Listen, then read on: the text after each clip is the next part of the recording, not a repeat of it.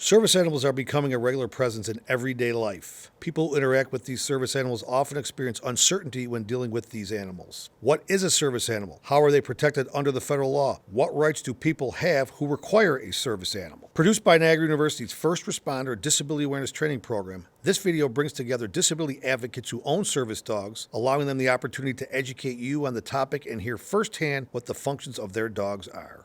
So the Americans with Disabilities Act created a provision for individuals that need assistance beyond what they can manage day to day.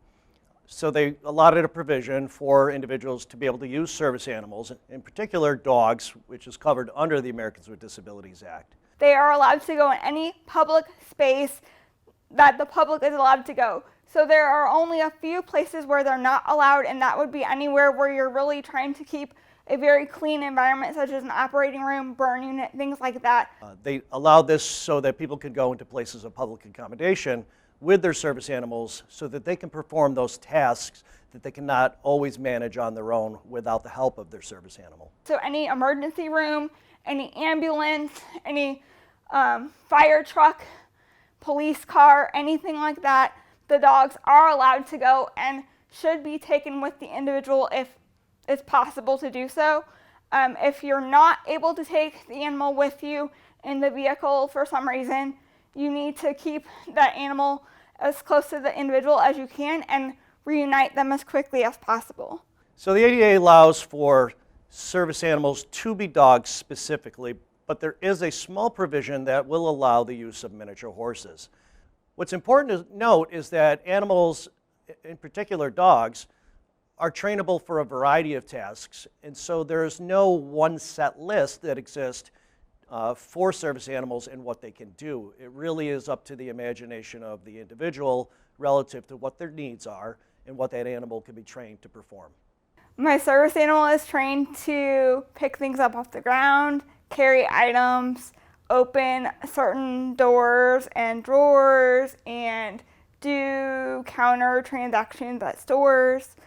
Chief, my service dog now, he actually sleeps on, like, right between my, like, I'll lay on my stomach and he'll sleep right between my legs, like, you know, and he'll stay there the whole night, because as soon as I start having a nightmare, all of a sudden the next thing I know is I feel him, like, clawing my leg or something, or I'll hear him get up, and I'll feel him get up, and then it wakes me up. He'll put his front paws up on my lap, and then he'll start to lick my face and that, and if I don't pay attention, he'll take his small teeth in the front and just sort of like pinch me lightly using his teeth, and then I'll always respond to that. If I'm standing up, he'll take his front paws and he'll stand up on his hind legs, and he'll take his front paws and sort of drag them across my shirt and pull downwards.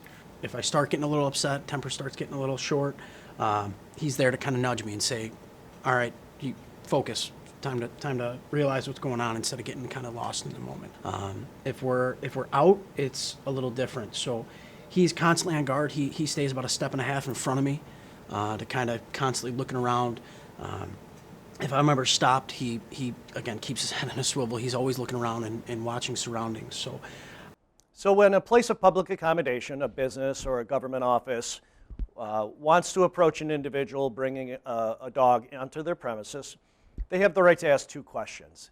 They can ask, is your animal needed because of a disability? And what task has your animal been trained to perform relative to your disability? That is the only two questions, and if the individual can answer them successfully, they are allowed to bring their animal onto that premises. You just need to, like, people have to start understanding, like, these dogs are not just dogs. They're not just pets that I did this just to, like right now he's doing this because he knows I'm getting anxious, but you're good, bud, later. And so when I finally told her, you know, about it, and she's like, okay, because we did have someone come in here with a dog, and they said it was a service dog, and it bit somebody, and this and that. I'm like, that's not a real service dog. I'm like, the only time you can tell someone to leave with a service dog is if they're causing a disturbance. People all the time were coming up and going, sir, you can't come in here with that dog. And I would ask why, and they say, well, it's a pit bull. Pit bulls are not service dogs. The federal law states that you cannot discriminate against size, or breed for service animals. So again, even service animals have the same rights that we have. So there are a few common mistakes that individuals will make because they don't have knowledge of the ADA relative to service animal use in the public setting. They will ask that the animal show the task that they've been trained to perform. You cannot do that. They will ask for the animal's papers or the registration or ID tags. And under the ADA, there is no registration or ID tags that exist, so no paperwork can be asked for. Why do we want people not to pet or distract the dog or talk to the dog? And that's because you might distract the dog. Even though she's lying here quietly, she is working. What if suddenly in this building we had a fire alarm go off?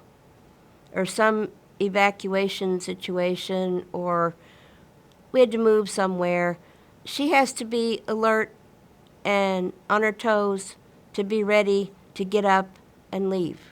Really, first responders just need to be aware that there is a dog present and that sometimes the dogs do react differently in emergency situations. It may be a situation they've never been in before, so they may seem a little bit disoriented, and that's fine. You just need to be able to keep them as much as possible with the person that they're working for. Service animals are the only animal recognized under the Americans with Disabilities Act. Emotional support animals differ in that where service animals are trained to perform a specific task relative to the disability of the individual, an emotional support animal simply provides comfort for individuals so that they can maintain themselves successfully in their home, or in certain cases fly in an airplane where they may not be able to manage that emotionally on their own.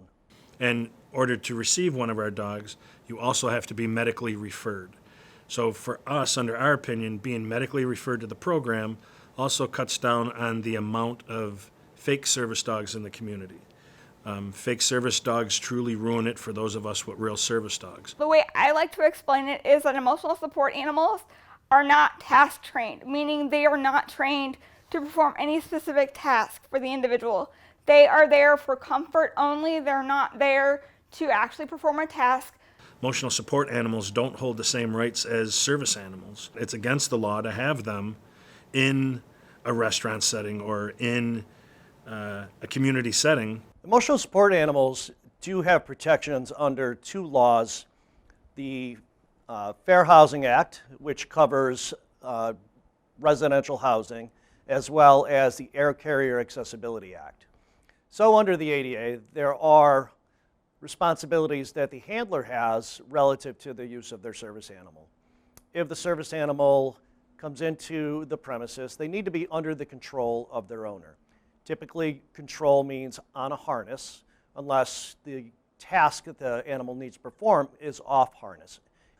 If an animal is begging for food, if an animal is barking or bothering other people on the premises, the business owner or the government entity or whatever other place of public accommodation can ask that the animal be removed from the premises, but they still have to allow access for the individual.